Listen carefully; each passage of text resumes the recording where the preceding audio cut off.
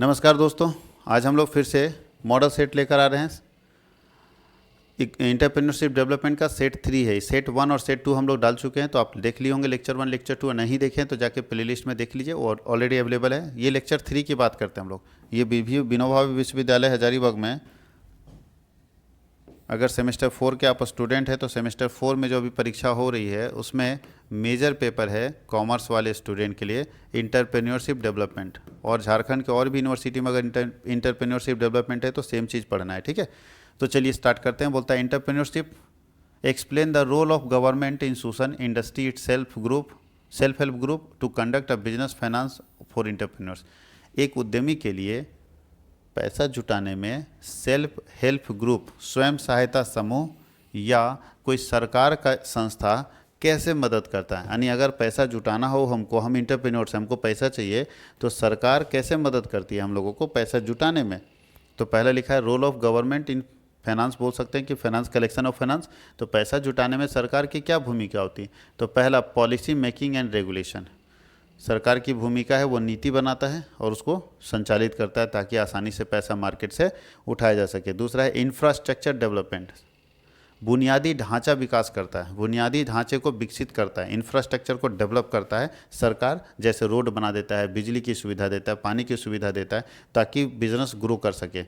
और क्या करता है, फंडिंग, फाइनेंशियल सपोर्ट, सरकार बहुत ज़्यादा फंडिंग सपोर्ट भी करता है, पैसा लाने में भी मदद करता है ताकि ज़्यादा से ज़्यादा बिजनेस देश में स्टार्ट हो सके। अगर ज़्यादा से ज़्यादा बिजनेस स्टार्ट होगा तो पैसा ज़्यादा आएगा। उसके बाद सरकार क्या करता है, सोशल वेलफेयर प्रोग्राम्स, बहुत सारा सामाजिक कल्याण प्रोग्राम चलाता है जिसके कारण सरकार समाज को भी भलाई कर रहा है और बिजनेसमैन को भी सपोर्ट कर रहा है। और भी इंस्टीट्यूशन कौन है, तो बोल रहा है कि सरकार क्या करता है, रोल ऑफ इंस्टीट्यूशन में एजुकेशनल और रिसर्च इंस्टीट्यूशन क्या क्या रोल है। तो वो लोग एजुकेशन और स्किल डेवलपमेंट करता है, बच्चों के अंदर, बच्चों को के पाठ्यक्रम में, उसके सिलेबस में ऐसा चीज़ डालता है जो आज के समय में ज़रूरी है। उसके बाद रिसर्च एंड डेवलपमेंट में काम करता है जो सबसे ज़्यादा जरूरी किसी बिजनेसमैन के। उसके बाद इंक्यूबेशन एंड मेंटरशिप, हमेशा याद रखेंगे, एक मेंटोर्स बनाते हैं, स्थापित करते हैं सेंटर्स मेंटरशिप का, जहाँ पे एक मेंटोर बनेगा जो उसको, बच्चे को समझाएगा कि कैसे करना है और क्या करना है। रोल ऑफ इंडस्ट्री, इंडस्ट्री का क्या रोल है, तो इंडस्ट्री क्या करता है, एडवोकेसी एंड पॉलिसी इन्फ्लुएंस। उद्योग क्या करता है, पॉलिसी बनाता है, पॉलिसी डिटरमाइन करता है। उसके बाद नेटवर्किंग करता है और कोलैबोरेशन करता है, नेटवर्क स्थापित करता है सारे इंडस्ट्री के बीच में, और जहाँ जरूरत हो तो वहाँ इंडस्ट्री को कोलैबोरेट भी करता है। Skill enhancement and knowledge sharing करता है, अपने स्किल को बढ़ाता है और साथ ही साथ नॉलेज शेयरिंग भी करता है। और role of self help group, self help group मतलब स्वयं सहायता समूह। आप जानते होंगे गांव में महिलाएं बहुत सारी स्वयं सहायता समूह बनाती है, तो वो कैसे मदद करता है, तो वो community empowerment and poverty alleviation, वो सामूहिक रूप से, यहाँ लिखा है कि सामुदायिक सशक्तिकरण करता है, यानी पूरे समुदाय को, पूरे गांव को, पूरे समाज को सशक्त बनाता है, मजबूत बनाता है और साथ ही साथ गरीबी को ख़त्म करता है। Micro finance and access to credit, बहुत माइक्रो फाइनेंस, छोटे छोटे फाइनेंस देता है, 50,000 रुपये का लोन देता है और लोगों को क्या करता है, उनसे ज्ञान साझा करता है कि इस पैसे का आप क्या कर सकते हैं और यहाँ से आप कैसे अपने बिजनेस को ग्रो कर सकते हैं। Skill development and livelihood programmes, बहुत सारे प्रोग्राम्स स्किल डेवलपमेंट पे चलते हैं, जैसे हस्तशिल्प है, कृषि है, खाद्य प्रसंस्करण है, सिलाई है, कुटीर उद्योग है। और उन लोगों के, अब बताइए, सब काम अगर कोई करेगा तो जीविका का साधन हो जाएगा। कोलैबोरेटिव कॉन्सेप्ट, बहुत बार सरकारें क्या करती है, उद्यमियों के साथ कोलैबोरेटिव कॉन्सेप्ट रखती है, यानी सरकार उद्यमी के साथ मिलकर काम करती है। अब यहाँ सबका मीनिंग लिखा होता है कौन कौन है। अब नेक्स्ट क्वेश्चन है, what is angel investor and venture capital. Angel investor वो इन्वेस्टर होगा जो किसी इंटरप्रेन्योर्स को, दोनों इंटरप्रेन्योर्स को पैसा देगा, दोनों पैसा इंटरप्रेन्योर्स को ही देता है, बिजनेसमैन को नहीं। ये लोग लोन देता है इंटरप्रेन्योर्स को, लेकिन ध्यान रखिएगा कि एंजल इन्वेस्टर छोटा अमाउंट देगा, छोटा अमाउंट ये देगा, ये स्मॉल अमाउंट देता है। छोटा अगर अमाउंट चाहिए तो आप एंजल इन्वेस्टर से उठा सकते हैं, ठीक है। और अगर बड़ा अमाउंट चाहिए लोन का, पैसा बहुत ज़्यादा चाहिए, लार्ज अमाउंट, तो भैया आपको उसके लिए वेंचर कैपिटल के पास जाना होगा, ठीक है। दूसरा, ये जो है ना, ये इनिशियल स्टेज में, यानी क्या बोल सकते हैं, ओपनिंग या प्रारंभिक, ये इनिशियल स्टेज में पैसा देता है। इनिशियल मतलब समझते हैं एकदम स्टार्टिंग स्टेज में, इनिशियल स्टेज में पैसा देता है, एकदम बिल्कुल स्टार्ट जब कर रहा है ना कोई इंटरप्रेन्योर्स, कोई उद्यमी एकदम स्टार्ट कर रहा हो, उस समय ये पैसा देता है एंजल इन्वेस्टर। और ये बोलता है कि नहीं, हम अभी शुरू में नहीं लगाएं, पहले देख लेंगे तुम्हारा ताकत है कि नहीं, तुम चल पाएगा कि नहीं चल पाएगा, तो मैच्योरिटी में जब आप पहुँच जाएगा ना, तब ये पैसा देगा मैच्योरिटी स्टेज में पैसा देता है वेंचर कैपिटल। तो चलिए क्या करके पढ़ते हैं।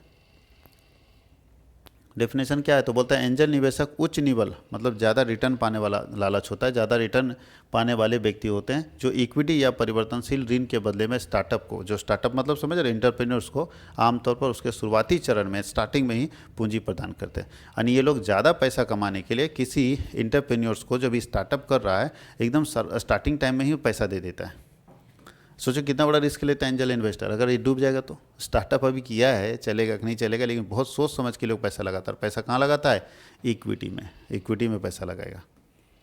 ठीक है। और दूसरा क्या है, अच्छा एक ही गायब लिखा हुआ एंजल इन्वेस्टर, वेंचर कैपिटल गायब हो गया यहाँ पे। चलिए हम बता देते हैं। वेंचर कैपिटल आप समझ जाएगा, वेंचर कैपिटल क्यों किस लिए पैसा देगा, जस्ट सेम चीज़ है, बस यही याद रखना है कि ये मैच्योरिटी में जाके पैसा देगा और बड़ा अमाउंट देगा, और ये भी हाई रिटर्न चाहता है, ये भी हाई रिटर्न चाहता है, लेकिन ये मैच्योरिटी में आपको पैसा देगा और बड़ा अमाउंट देगा, मैच्योरिटी के टाइम में पैसा देगा। अगला है what is business plan, explain its features and content. Business plan क्या है और इसका फीचर्स बताइए और इसके कंटेंट को समझाइए। तो बताइए बिजनेस प्लान क्या है। तो सबसे पहले लिखा है कि एक बिजनेस प्लान लिखते समय बहुत सारे ऐसे फैक्टर्स होते हैं जिनको ध्यान रखना चाहिए।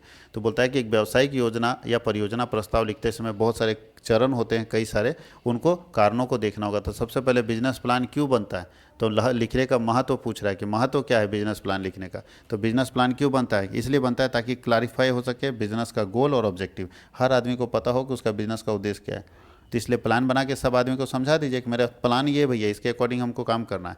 तो हर आदमी को पता है कि भैया ये प्लान है, तो उसके अनुसार ही वो काम करेगा। दूसरा, provide a blue print for action, काम करने के लिए ब्लू प्रिंट पता चल जाता है ना। अब बताइए कोई वर्कर को हम काम करने दे रहे हैं, उसको पता ही नहीं कि करना क्या है, तो ये काम करके रुक जाएगा। जबकि अगर उसको पता है कि मेरा मिशन क्या है, तो ये काम करेगा, फिर दूसरा अपने दिमाग लगाना शुरू करेगा कि ये करना, हम ये करेंगे ताकि हमको ये कंप्लीट कर देना हो। अट्रैक्ट इन्वेस्टमेंट एंड फंडिंग, अगर आपको प्लान पता है तो आप उसी हिसाब से फंडिंग और इन्वेस्टमेंट अट्रैक्ट करना चाहोगे। एक्सेस बोलता है एक्सेसेस फेजिबिलिटी, व्यवहारिकता का आकलन करोगे। हेल्प इन रिसोर्स एलोकेशन, संसाधन को सही तरीके से डिस्ट्रीब्यूशन करने में मदद मिलेगा। Identifies potential challenges and risk, आप संभावित चुनौतियों और जोखिमों की पहचान कर सकेंगे कि आने वाला समय में क्या चैलेंजेज आने वाला है। अगर आपको पता है पहले से सब कुछ, तो आप चैलेंजेस को समझ पाएंगे कि ये परेशानी आएगी। Guides marketing and sales strategy, आप अपने विपणन और विक्रय की स्ट्रेटजी को, विक्रय रणनीति को आप पहले से गाइड कर पाएंगे, मार्गदर्शन कर पाएंगे, अगर आपको पहले से पता है कि क्या करना है। जैसे हम लोगों को पहले से पता है, बॉस कर दिए भैया हमको किसी हालत में 1 लाख पीस बनाना है, 1 लाख प्रोडक्ट अगर बनाना है तो हमारा गोल फिक्स है। अब उसके हिसाब से मार्केटिंग करेंगे, ठीक है, उसके हिसाब से मार्केटिंग करेंगे, उसके हिसाब से सेल्स स्ट्रेटजी करेंगे, उसके हिसाब से मॉनिटर करेंगे प्रोग्राम को, परफॉर्मेंस को, कि 1 लाख बनाना है तो बन रहा है उसके अकॉर्डिंग कि नहीं, हर महीने उतना प्रोडक्शन हो रहा है कि नहीं हो रहा है। फैसिलिटेट करेंगे स्ट्रेटजिक डिसीजन को कि भैया कैसे उसका रणनीतिक निर्णय लेने में उसमें सुविधा करेंगे। इम्प्रूव करेंगे कम्युनिकेशन को, लोगों के साथ लगातार बातचीत करेंगे ताकि मेरा वो टारगेट पूरा हो जाए। यानी हमको जब मिशन पता है तो उस मिशन को प्राप्त करने के लिए हम लोगों को लगातार काम करना पड़ेगा। नेक्स्ट है what is business project, explains feasibility analysis related to business project. Business project का मतलब, प्रोजेक्ट मतलब नया काम, प्रोजेक्ट का मतलब क्या होता है, नया काम, और बिजनेस प्रोजेक्ट का मतलब बिजनेस से रिलेटेड नया काम। तो जब आप बिजनेस से रिलेटेड कोई नया काम करते हैं तो उसको हम बिजनेस प्रोजेक्ट बोलते हैं। तो बिजनेस प्रोजेक्ट में यहाँ लिखा है कि सबसे पहले क्या होना चाहिए, तो बोलता है कि एक बिजनेस प्रोजेक्ट में कुछ इंपॉर्टेंट फैक्टर्स, जो कुछ इंपॉर्टेंट चीज़ को ध्यान रखना होगा। सबसे पहले एग्जीक्यूटिव समरी देखना होगा, बिजनेस प्रोजेक्ट जो दे रहे हैं एग्जीक्यूटिव समरी में ओवरव्यू देना होगा, कौन कौन व्यक्ति क्या है, मिशन स्टेटमेंट होगा, प्रोडक्ट सर्विस होगा, फाइनेंशियल हाइलाइट्स होगा, ये सब आपको देना पड़ेगा जब आप अपना प्रोजेक्ट सबमिट कर रहे हैं। मान लीजिए प्रोजेक्ट बना रहे हैं हम बैंक के पास अपनी कंपनी का, तो अपनी कंपनी का सबसे पहले एग्जीक्यूटिव समरी दीजिए कि तुम्हारी कंपनी है क्या भाई, तो पहले ओवरव्यू देंगे क्या है क्या नहीं है, उसके बाद मिशन स्टेटमेंट, प्रोडक्ट सर्विस और फाइनेंशियल हाईलाइट करेंगे, फंडिंग रिक्वेस्ट डालेंगे, कितना पैसा हमको चाहिए, इस सब धंधे के कर। फिर बिजनेस का डिस्क्रिप्शन दीजिए जहाँ कंपनी इन्फॉर्मेशन है, बिजनेस मॉडल है, इंडस्ट्री ओवरव्यू है, ऑब्जेक्टिव, ये सब चीज़ तय कीजिए। उसके बाद मार्केट एनालिसिस कीजिए कि टारगेट मार्केट कौन सा है, मार्केट साइज एंड ट्रेंड क्या है, कॉम्पिटिटिव एनालिसिस कीजिए, मार्केट सेगमेंटेशन कीजिए। फिर आपको ऑर्गेनाइजेशन एंड मैनेजमेंट के बारे में बताना है कि मेरा ऑनरशिप स्ट्रक्चर कैसा है, मैनेजमेंट का टीम कैसा है, ऑर्गेनाइजेशन स्टाइल, ये सब बैंक को देना पड़ेगा, तब बैंक आपको फाइनेंस देगा, तब आपको पैसा देगा। उसके बाद प्रोडक्ट और सर्विसेज के बारे में बताइए कि हम क्या क्या प्रोडक्ट बनाते हैं, कौन सा सर्विस बनाते हैं, यूनिक सेलिंग क्या है, कैसे यूएसपी करते हैं, प्रोडक्ट लाइफ साइकिल क्या है, रिसर्च एंड डेवलपमेंट पे हमारा क्या काम है। उसके बाद आपको मार्केटिंग और सेल्स के बारे में ये सब चीज़ बताना है कि कैसे मार्केटिंग प्लान क्या है, सेल्स स्ट्रेटजी क्या, प्राइसिंग स्ट्रेटजी, ये सब बैंक को दीजिए। बिना ये सब सुने कोई व्यक्ति पैसा आपको नहीं देगा, क्योंकि पैसा देने से पहले वो ये सब चीज़ जानना चाहेगा कि भैया ये हमारे पास ठीक है कि नहीं। फिर ऑपरेशनल प्लान के बारे में बताइए कि ऑपरेशनल प्लान क्या है। देखिए सब कुछ के बारे में आपको फिर फाइनेंशियल प्लान बताना होगा कि कहाँ से पैसा आएगा, कैसे लाओगे, कहाँ से दोगे। उसके बाद फिजिबिलिटी एनालिसिस कीजिए, व्यवहारिकता कि जो बोल रहा है वो सही में मायने में, जो हमको मेरे सामने कोई खड़ा होकर बोल रहा है हम ये कर देंगे वो कर देंगे, अरे भाई सही में वो लागू हो सकेगा क्या। तो फिजिबिलिटी एनालिसिस करेंगे कि ये सच में लागू होता है। इतना सारा काम हम लोग करते हैं, तब पैसा मिलता है, तब मार्केट से पैसा उठा सकता है। ऐसा नहीं कि किसी को बोल दीजिए अगर पैसा दे देगा। कोई बताइए एंजल इन्वेस्टर 500 करोड़ 400 करोड़ रुपये दे रहा है आपको, तो पागल तो है नहीं, ऐसे देख के दे देगा। तुम्हारा चेहरा कि गोरा नारा आदमी तो दे देते हैं, नहीं, उससे कोई मतलब नहीं। वो देखेगा ये सारा चीज़, बोलेगा सब कुछ बना के हमको दो। इसको बोलते हैं प्रोजेक्ट रिपोर्ट। इतना मोटा बन के जाता है, बड़ा मोटा बन के जाएगा, उसमें सारा चीज़ हम भर के दे देंगे। मतलब जितना मेरा हो सकता है सब डाल देंगे, ताकि वो हमारे से थोड़ा अट्रैक्ट हो जाए, आकर्षित हो जाए और हमको आसानी से पैसा दे दे। हमको पैसा ही तो उठाना है। अब नेक्स्ट क्वेश्चन है कि what is plant layout and how it is designed. Plant layout क्या होता है? प्लांट लेआउट का मतलब प्लांट का डिज़ाइन। जब आप प्लांट बनाते हैं, फैक्ट्री बनाते हैं, घर बनाते हैं, घर का लेआउट करते हैं ना, जिसको नक्शा बोलते हैं जी।